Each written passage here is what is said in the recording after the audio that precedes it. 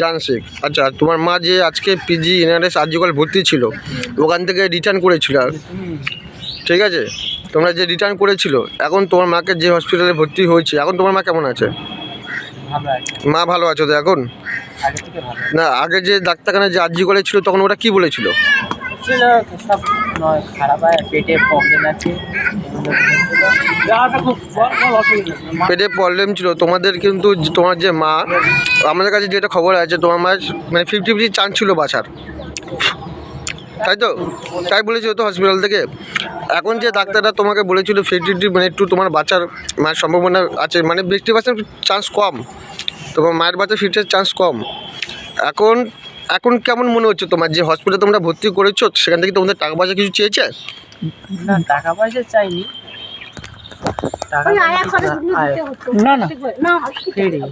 আপনাদের যেখান থেকে যে আপনার মাকে ভর্তি করা হয়েছে, সে অলরেডি যে ভাইকে আপনি ফোন করেছিলেন, সেখান থেকে তো এখন আপনার মনে সুস্থ আছে তো?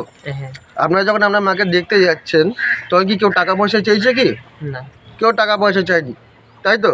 মানে এখনকার ডাক্তারবাবু থেকে শুরু করে যেসব যে ওয়ার্ড বয় যারা ছিল, আরামাসিরা ছিল, তাদের কেউ টাকা চেয়েছে আপনার কাছে? না। তাহলে আগের থেকে আপনার মা ভালো আছে তো? যেখান থেকে আপনাকে অন্য হসপিটাল থেকে আরজিকল থেকে বলেছিল আপনার মা আর বাঁচবে না, সেই রিপোর্টটা আপনার কাছে আছে, ঠিক আছে? যে আপনার মাকে বাঁচানোর কোনো চান্স নেই। এখন আপনার মা পুরোপুরি সুস্থ। এখন আপনার কি মনে হচ্ছে?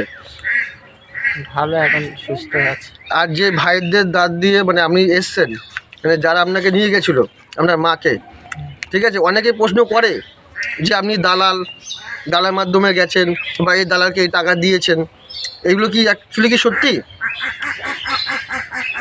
সত্যি না।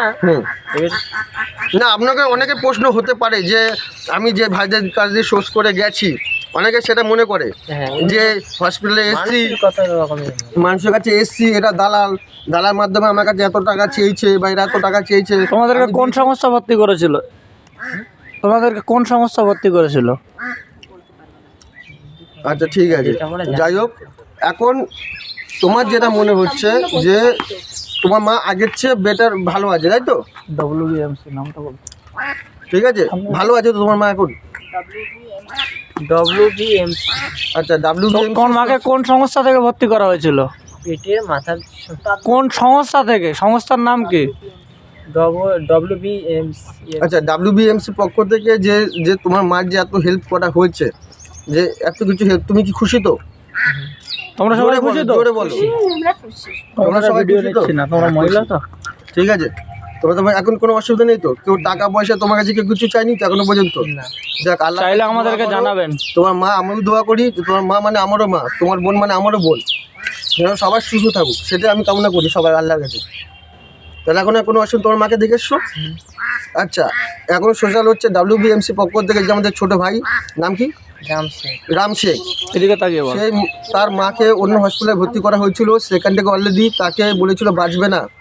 আজকে WBMC ন্যাশনাল ওয়েলফেয়ার ট্রাস্ট থেকে আজকে সেই ভাইটির মা সুস্থ আছে। তার সাথে আমাদের রফিক ভাই আছে, অলরেডি সে আমাদের সাথে যুক্ত রয়েছে। আমাদের পাপ্পু স্যার আছে, পাপ্পু স্যারও ভর্তি করিয়েছিলেন। এই ভাইটি আজকে পুরোপুরি সুস্থ, এর মাও সুস্থ।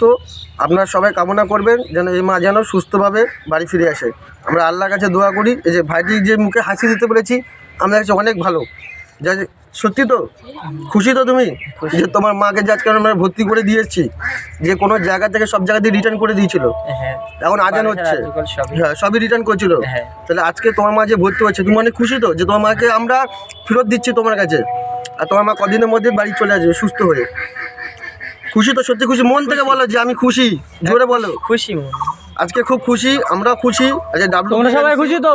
ওদিকে ভিডিওটা বলো। তোমরা সবাই খুশি? WBMC থেকে আমরা এসেছি, আপনাদের সংস্থা থেকে। এই ভাই খুব খুশি আছে, আমাদের ভালো লাগলো ভাইয়ের সাথে আলাপ করে। কোন সংস্থা থেকে এসেছি আমরা?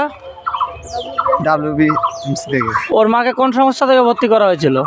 ওর WBMC থেকে ভর্তি করা হয়েছিল। ওনার মা এখন কেমন আছে? ওর মা একটু সুস্থ আছে। ঠিক আছে।